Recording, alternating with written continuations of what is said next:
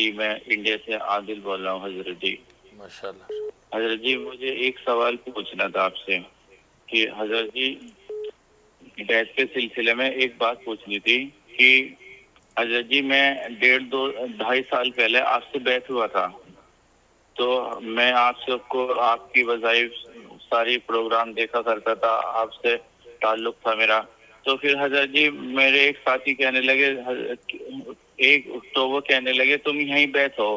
تو میں نے ایک ہمارے باغپت والے حضرت جی مولانا بلال ہیں, میں ان سے بیت ہو گیا. تو پھر میں ان کے اس میں آ گیا. پھر حضرت جی میں نے 4 مہینے لگایا, میں نظام الدین مرکز گیا تھا. اور نظام الدین مرکز جانے کے بعد میں نے حضرت جی مولانا سعد صاحب سے بیت لے لی. تو حضرت جی میں بہت دن سے کنفیوز ہوں, میرے دل میں ایک بے چینی سی ہے.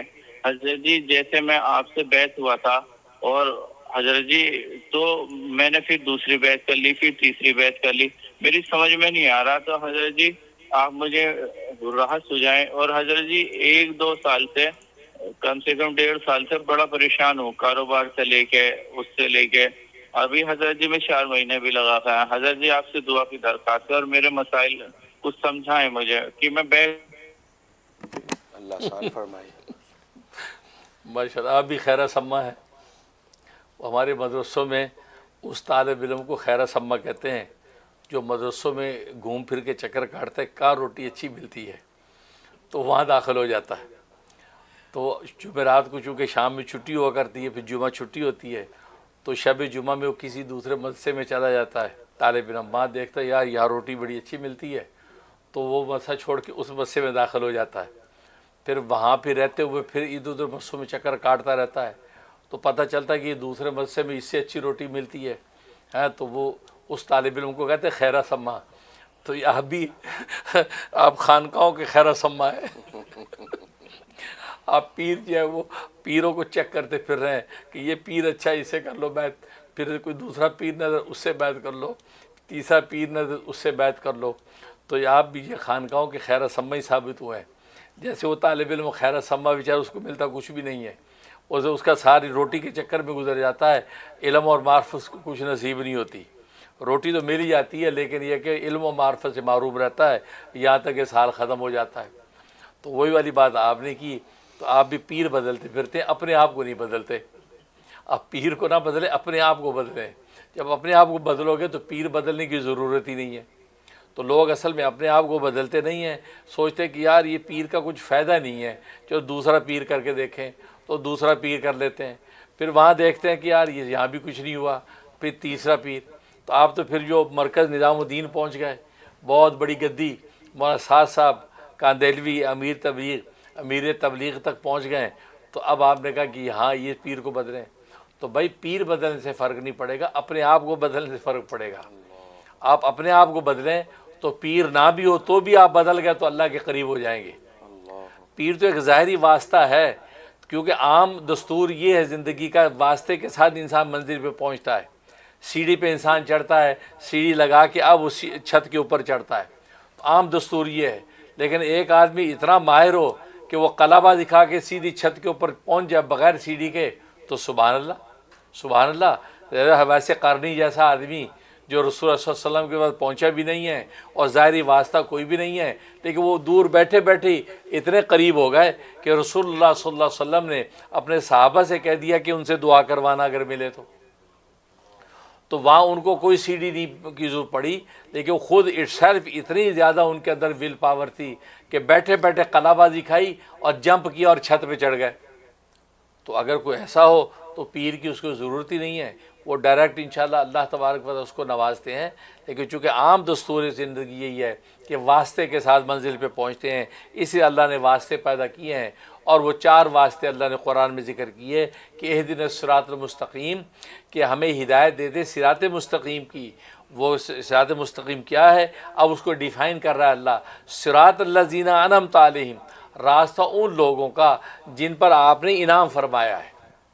اب صراط مستقیم کی وہ ڈیفینیشن نہیں کی, بلکہ صراط مستقیم کے چلنے والوں کا پتہ دے دیا کہ اس پہ جو چلنے والے ان کا پتہ میں دیتا ہوں, ان کے دامن سے وابستہ ہو جاؤ, منزل پہ پہنچ جاؤ گے.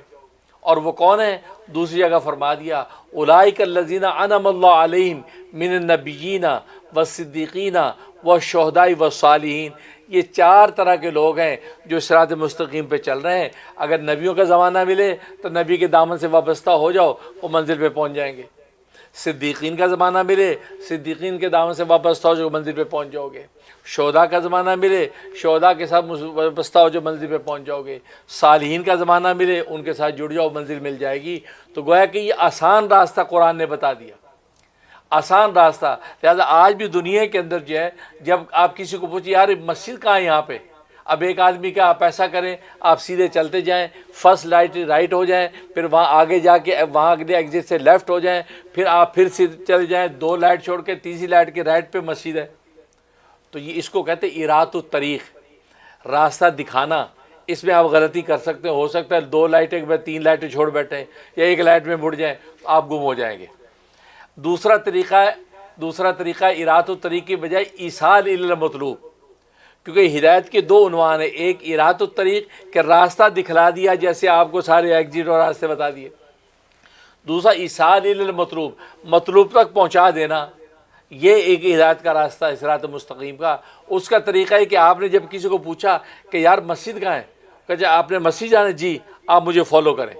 اب اس کی گاڑی آگے آگے، آپ کی گاڑی پیچھے پیچھے، آپ نہ لائٹ دیتے ہیں نہ ایگزٹ دیتے ہیں، آپ وہ گاڑی دیکھتے ہیں یار یہ گاڑی نہ چھوٹ جائے کہیں، آپ کی اسی پہ نظر ہے، کتنی لائٹیں چھوڑی، کتنے ایگزٹ چھوڑے، کیا چھوڑا، کچھ پتہ نہیں ہے آپ کو۔ آپ بندے کے پیچھے پیچھے ہیں، وہ پارکنگ لاٹ گاڑی کی کھڑی کرتا تو اس میں آپ پیچھے کھڑے۔ یہ ایصال المطلوب ہے، یہ آسان ترین اور محفوظ ترین طریقہ ہے۔ تو اللہ تبارک و تعالیٰ نے وہ طریقہ بتایا بندے کو کہ صراط مستقیم پہ چلنے کا طریقہ یہ ہے کہ اس پہ آلریڈی جو چل رہے ہیں آپ ان کو فالو کرتے چلے جائیں، منزل پہ پہنچ جائیں گے۔ خود تحقیق میں پڑھنے کی ضرورت نہیں، آپ خود تحقیق میں پڑھو کہ تو ہو سکتا ہے کہیں ٹھوکر کھا لو، کہیں گمراہ ہو جاؤ، کسی عنوان کو غلط سمجھ لو، لیکن جو آلریڈی اللہ کے مقبول بندے ہیں، جن پہ اللہ کا انعام ہو چکا ہے، وہ جس رستوں پہ چل رہے ہیں آپ ان کے دامن سے وابستہ ہو جائیں۔ پیر و مرشد مل گیا، پیر و مرشد کے دامن وابستہ ہو جائیں، پیر و مرشد جہاں جا رہا ہے منزل پہ پہنچے گا، آپ بھی وہ منزل پہنچ جائے۔ اور منزل جو کیا ہے، وہ جو ہے رسول اللہ صلی اللہ علیہ وسلم کی ذات عالی ہے، منزل محمدی ہے، محمد صلی اللہ علیہ وسلم تک پہنچ رہا ہے، وہاں پہنچے خدا تک پہنچ گئے۔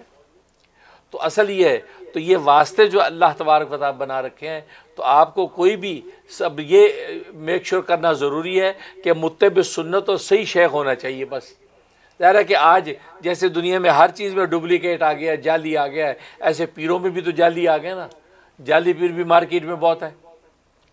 جیسے وہ ابوالکلام آزاد رحمۃ اللہ علیہ سے کسی نے کہا تھا کہ حضرت آپ کو پتہ چلا مولویوں نے چوریاں شروع کر دی ہیں، تو مولانا ابوالکلام آزاد رحمۃ اللہ علیہ نے جو برجستہ جواب دیا، میاں تو آپ کو غلط فہمی ہوئی، مولویوں نے چوریاں شروع نہیں کی، چوروں نے داڑیاں رکھ لی ہیں، چوروں نے داڑیاں رکھ لی ہیں۔ تو اسی طریقے سے اسی جبے قبے کے اندر جعلی پیر بھی آ گئے ہیں، اب جن کی وجہ سے اصلی پیر بھی بدنام ہوتے ہیں۔ لیکن اب آپ یہ میک شور ضرور کریں کہ یہ جعلی تو نہیں ہے، یہ اصلی ہے نا۔ اور پھر جعلی ہونا کوئی بری بات نہیں، ڈپلیکیٹ اسی کی بنتی جس کی جینون ہوتی ہے، جس کی جینون مارکیٹ میں نہ ہو ڈپلیکیٹ اس کی بنتی نہیں۔ اگر ڈپلیکیٹ پیر آگے اس کا مطلب اصلی پیر جینون پیر ہیں، جو متبع سنت ہے، جو شریعت طریقت کے صحیح راستے پہ لے کے چل رہے ہیں، ان کو ڈھونڈیں۔ وہ جب آپ کو مل گئے، ان کے دامن سے جب وابستہ ہو گئے، پھر آپ دائیں بائیں نہ دیکھیں کہ وہ پیر بڑا ہے اور وہ پیر چھوٹا ہے، کیوں کہ منزل پہ پہنچنا مقصود ہے نا۔ آپ سائیکل پہ جائیں یا موٹر سائیکل پہ یا ہوائی جہاز پہ جائیں تو آپ منزل صحیح ہوگی تو آپ منزل پہ پہنچ جائیں گے، جلدی پہنچے دیر سے پہنچے منزل تو مل جائے گی نا۔ لیکن اگر آپ نے جو ہے وہ پیر ہی غلط پکڑ لیا، جعلی پیر پکڑ لیا، تو پھر منزل کھو دیں گے۔ تو وہ میک شور کرنے کی ضرورت ہے۔ وہ میک شور جب ہو گیا، اس کا بہترین ایک طریقہ استخارہ بھی ہے، آپ مصنون استخارہ کریں، اللہ تبارک و تعالیٰ سے پوچھیں کہ یا اللہ آپ میری رہنمائی کریں، میں ان سے بیعت ہونا چاہتا ہوں، آپ مجھے بتا دیں۔ اللہ ضرور رہنمائی کریں گے۔ ظاہر ہے کہ جب آپ ہدایت مانگنے کے لیے صحیح راستہ ڈھونڈتے ہیں، اللہ ایسے بندے کی ضرور مدد کرتے ہیں۔ تو اللہ تبارک و تعالیٰ بتا دے۔ اب اس کے بعد اس پیر سے جب وابستہ ہو گئے، پھر ادھر ادھر نہ دیکھیں، پھر اللہ کی رحمت کا انتظار کریں، کیونکہ اللہ کے ہاں کہتے ہیں دیر ہے اندھیر نہیں ہے، کیونکہ یہ سارے جو مشائخ سلسلہ ہیں یہ سب اللہ تک پہنچانے کے لیے بیٹھے ہیں، لہٰذا ان کو بدلنے کی ضرورت نہیں، اپنے آپ کو بدلنے کی ضرورت ہے۔ جنید بغدادی رحمۃ اللہ علیہ کے پاس ایک مرید 10 سال تک رہا، 10 سال تک رہا، 10 سال کے بعد کہا کہ حضرت اجازت دے میں اب چلتا ہوں۔ ٹھیک ہے، بہت اچھا ہے۔ تو گلہ کرنے لگا حضرت 10 سال تک آپ کی خدمت میں رہا لیکن خالی ہاتھ جا رہا ہوں، کچھ نہیں ملا۔ کہ ہیں کیا مطلب کیا مطلب کچھ بھی نہیں ملا، بس ایسے ہی جیسا کھا لیا تھا ویسے ہی جا رہا ہوں. حضرت فرمایا اچھا. تو حضرت ادھر دیکھا تو اخروٹ ہوتے نا، اخروٹوں کی ٹوکری پڑی تھی. فرمایا کہ اخروٹوں کی ٹوکری لے کے دروازے پہ بیٹھ جا خانقاہ کے، اور لوگوں سے کہو کہ جو میرے سر پہ ایک جوتا مارے گا میرے سر پہ، اس کو ایک اخروٹ دوں گا. یہ کہ وہاں جا کے بیٹھ جا. اب جو تیرے ایک جوتا مارے اس کو ایک اخروٹ دے دینا. تو کہہ رہے نہیں حضرت یہ تو نہیں ہوگا، یہ بڑا مشکل. کہ نہیں مشکل کیا ہے، وہاں بیٹھ جاؤ بھائی، وہاں جاؤ کہو کہ جو میرے ایک جوتا مارے گا میں اس کو ایک اخروٹ دوں گا. تو جو مارے اس کو اخروٹ دینا، یہ ٹوکری اس طریقے سے لوگوں میں تقسیم کرو. نہیں حضرت تو یہ پسو پیش کرنے لگا، یوں ادھر ادھر ہونے لگا کہ میاں کیوں نہیں کرتے بھائی. نہیں حضرت یہ تو بہت ہی انسلٹنگ سچویشن ہے، آج کے زمانے میں بڑی انسلٹنگ سچویشن ہے، یہ تو مشکل ہے. فرمایا بس اصل وجہ یہی ہے، اندر کا تکبر تیرا ٹوٹا نہیں تو فیض کہاں سے ملے گا. یہاں تو مٹنے کے لیے لوگ آتے ہیں، جو مٹنے کے لیے آتا ہے اسی کو عطا کیا جاتا ہے. جو اپنے کو مٹا دیتا ہے، مٹا دے اپنی ہستی کو اگر کچھ مرتبہ چاہیے، مٹا دے اپنی ہستی کو اگر کچھ مرتبہ چاہیے کہ دانہ خاک میں مل کر گلے گلزار ہوتا ہے. اب دانہ کہے نہیں جی مجھے سونے کی پلیٹ میں رکھو، اس کو سونے کی پلیٹ میں شوکیس میں سجا دو، کیا اگے گا؟ وہ 2 دن میں سڑ جائے گا، بالکل ختم. لیکن یہ گندی مٹی میں جانے کو اگر برداشت کرے گا، وہ کالی پیلی مٹی میں گھس جائے گا، اللہ اس کو تناور درخت بنا دیں گے، پھولدار پھلدار درخت بنا دیں گے. اس لیے کہ دانہ خاک میں گلے گلزار ہوتا ہے، اس لیے یہ راستہ مٹانے اور مٹنے کا ہے. تو جنید بغدادی رحمۃ اللہ فرمایا تیرے اندر کا اصل میں تکبر ہے کہ تو اپنے آپ کو اتنا اعلیٰ عرفہ سمجھتا ہے کہ کسی کا جوتا کیوں میرے سر پہ پڑے، حالانکہ یہ سر کیا ہے، اس کی کیا حقیقت ہے. وہی بات ابو سعید خدری رضی اللہ تعالیٰ عنہ صحابی رسول ہیں، ایک رستے سے گزر رہے تھے، ایک بڑھیا نے اوپر سے نا وہ گندگی کا ٹوکرا پھینک دیا گلی میں. یہ کراچی والے جانتے ہیں، کراچی والوں میں نا پیچھے گندی گلی ہوتی ہے، اس کا نام ہی گندی گلی ہے. وہ پڑوسی گھر والے وہ گندی گلی میں گند پھینک دیتے ہیں، تو نام ہی گندی گلی بن گیا. تو اسے پھینک دیا، ان کے اوپر گرا وہ گرد ور سارا. تو ساتھی بڑے غصے ہو کہ یہ کیا کیا. آپ نے بس چپ چھوڑ دو کہ جی حضرت اس نے آپ کے سر پہ یہ خاک پھینک دیا سارا کوڑا. فرمایا یہ سر تو اس قابل تھا کہ جہنم کی آگ اس پہ برستی، یہ تو اللہ کا شکر ہے مٹی پر کفایت ہو گئی. اس پہ تو آگ برستی جہنم کی، اتنا گناہ گار سر ہے، شکر ہے مٹی پہ کفایت ہو گئی. تو آج اگر سر پہ مٹی پڑ گئی کوئی شکر ہے یا اللہ جہنم کی آگ کے جو قابل تھا، یا اللہ تو نے مٹی پہ کفایت کر دی. تو یہ سر کیا ہے، لیکن آج سر ہمارے نیچے ہونے کو تیار ہی نہیں، گردن میں ایسا سریا کے اکڑے بیٹھے. لیکن بات وہی ہے کہ جو اہل ظرف ہوتے ہیں ہمیشہ جھک کے ملتے ہیں، جو اہل ظرف ہوتے ہیں ہمیشہ جھک کے ملتے ہیں کہ سراہی سر نگوں ہو کر بھرا کرتی ہے پیمانہ. اب سراہی کی گردن یہ اٹھی ہوتی ہے، لیکن جب اسے اپنے آپ کو بھرنا ہوتا ہے وہ بھی نل کے سامنے جھک جاتی ہے، اب اس کے اندر پانی بھر جاتا ہے.